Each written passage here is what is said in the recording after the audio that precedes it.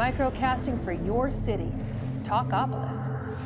Bandwidth for today's show is brought to you by SoftLayer.com. We love SoftLayer here at Talkapolis. They are the greatest hosting company ever. They make everything easy. Check out their website at SoftLayer.com. Thanks again for sponsoring the show.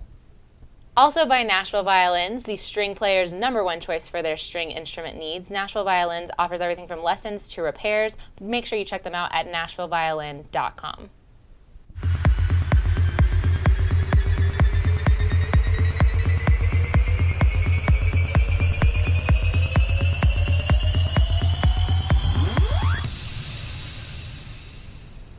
Hello. Hey there. Welcome to Music Business Daily. Yes. It's Thursday, November 8th. And we're going to give you the hottest music headlines. Oh. Here we go. Here we go. Well, you start off with this little somber news. We got excited, but the Civil Wars are canceling their tour dates.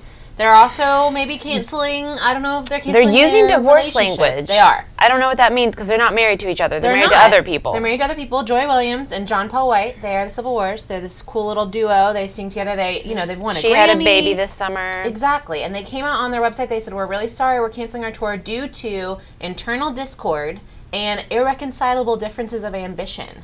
Which sounds just a little sad. Like, I don't know if that means they're both heading different directions. I don't know if it's dramatic. We don't know. I'm trying to find out more about this. It's just so funny because they're at the height of their career. Exactly. I mean, they just put out one album and they've just been so successful from that. Can't make it work. They did say that their sincere hope is to have new music for you, in 2013. So I'm hoping.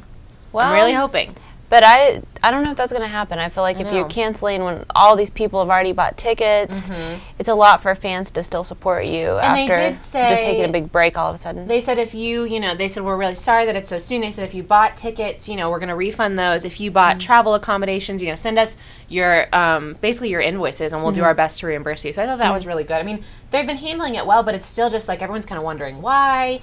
And it feels a little Fleetwood Mac to me, personally. Yeah. Feels like I think everyone's maybe just shocked and disappointed. I know. But people love them. They're the darlings of Nashville. They are. And I think my personal kind of country opinion, music right now. Kind of. I mean, they're loves popping them. up everywhere. I think this is the time when you should be writing songs because Internal Discord, that sounds like a really good, like, angsty album. I just want to hear that. I just want to know. We'll Tell see. me more. Tell us more. If you know more, tweet us at Talkapolis. And let us know your thoughts on the Civil Wars. And also let us know your thoughts on this rare post-Beatles John Lennon letter to Eric Clapton up for auction. Yes. It is a handwritten note expected to fetch £19,000. Yes. So they're just auctioning off stuff left and right. I know. So apparently John Lennon wrote Eric Clapton back in the day and said, it was dated September 29th, 1971. Lennon asked Clapton to start a band with him, writing, Eric, I know you can bring out something great, in fact, greater in you, that has been so far evident in your music. I hope to bring out the same kind of greatness in all of us, which I know will happen if we get together. So the auctioneer is saying that Clapton was supposed to be George Harrison's replacement because George Harrison was trying to leave the band before the Beatles broke up. So, I don't know. I'd like to own this, but I don't think I'd pay nearly $40,000 for it. I just think it's kind of cool. I mean, I know that, like, there's probably a bunch of these around. You know what I mean? Like, I feel like we always are like, oh, here's another artifact from the Beatles. Here's another this. And it's just like, I think the farther we get away from them, the more exciting things will be. Because I feel like there's always going to be some cool artifact from some band. But well, they're just normal people. Exactly. I mean, they have stuff like that laying around. Yeah, it's just kind of interesting that, we all obsess about it. But it's like, I don't know if years from now we're going to be like, it's Lady Gaga's tissue. We have to have this, you guys. Those toenails she bought. We might need some of those. Well, speaking of Lady Gaga, she turned down an invitation to sing with Madonna. Yeah, they used to be best friends. Yep. And Gaga would say how much she looked up to Madonna, but now they're kind of fighting. Well, I mean, it's diva versus diva, honestly, Lately, Madonna said, I have the best fans in the world, so take that, Lady Gaga, she told the crowd. I invited her on stage to sing with me, but she turned me down. It's okay. I've been rejected before. It builds a little character. I like that that's what she said. Is because Lady Gaga didn't sing with me, I'm building character. Yeah. So Madonna is building character, guys. Don't worry. If you were worried about her sinking lower, no, she's got this. She's going to stay on top. She's going to stay on top, but... Well, Dottie West exhibit is opening tomorrow at the Country Music Hall of Fame. Hooray!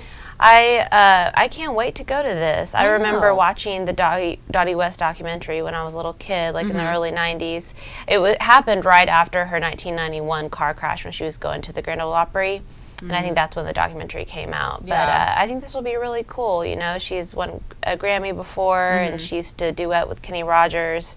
So check that out. Yeah, definitely stop by our little local, Country Music Hall of Fame. Go check out the Dottie West exhibit. Sharon and I will be there waving at everyone.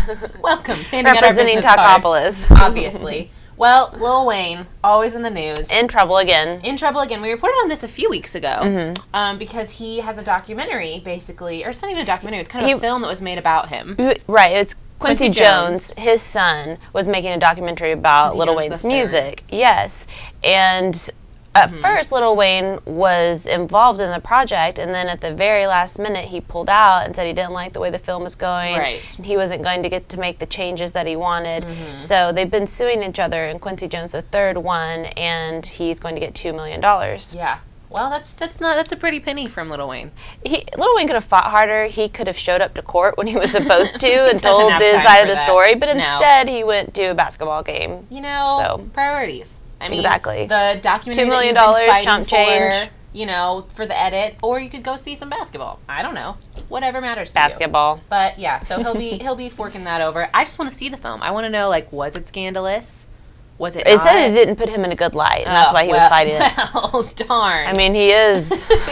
I mean, I don't think it was going to take a film. Such to do a model. That. Yes. Yeah, model citizen. Model citizen. Well, the Coldplay drummer is joining the third season of Game of Thrones. I love it. I love that he's joining the cast as a drummer. So Will Champion is going to join it. He's gonna be on TV. I always think it's funny when musicians are gonna be on TV as well, or are gonna be part of a TV show. But Game of Thrones is big. It's big must see Showtime TV. So fantasy medieval show. Exactly. I'm not surprised that it's done so well. But they're we need a drummer. Let's get the Coldplay drummer. I feel like they can just approach anybody now and be and they did. We like you, so you should be on the show. They're we're a big deal. He's a big deal. It works. But I just think it's funny. They, Gary Lightbody, the lead singer of Snow Patrol, was on it as well. So I don't know. I mean, we could just be adding a bunch of musicians to the Rolodex. I'm hoping that they're going to start using, their music in it. Just we talked about how CSI Coldplay did that with Coldplay. They did. And it was a hit. Yeah, so I think they should do that. Medieval. What's better than medieval, stuff happening with medieval modern Coldplay music? Beautiful. Nothing better. We've decided now. Maybe something is better, but probably not. I don't know if there's anything better than this. Rihanna planned 7 concerts in 7 countries in 7 days, and then she's headed back to Saturday Night Live. Homegirl just cannot sit still. Nope. I don't even know. This is her 7th studio album, and she really wanted to, she's really obsessed make with it 7. shine. So she's going all over the world. I love that she's in a traveling. Boeing 77 jet. Yeah, she's going to be on a 777 Boeing jet, and then it's her 7th album in 7 years. And she's going to be in all 7 countries. So someone really had a theme going here. Someone was like, all right, we're just going to keep going. It's Diamonds is Rihanna's 16th top 5 hit. And only 4 other women, Madonna, Mariah Carey, Janet Jackson, and Whitney Houston, have had more than 5 hits. That's pretty insane. Yeah. I don't think she ever sleeps. I don't either. 7 albums in 7 years is a lot. Sings and kisses on Chris Brown. Yeah, that's her entire life. Yeah. Just 7 times a day, probably. She's really good with the theming. Obsessed with that number. Obsessed. Not at all not obsessed. But, that's all our news today. That's all our news today. So you better come back tomorrow, Friday, because that's the best day of the week. It's the best day of the week. TGIF. The Music Business Daily. Thanks for joining us. We'll see you again tomorrow. Bye. Bye. Microcasting for your city. Talkapolis.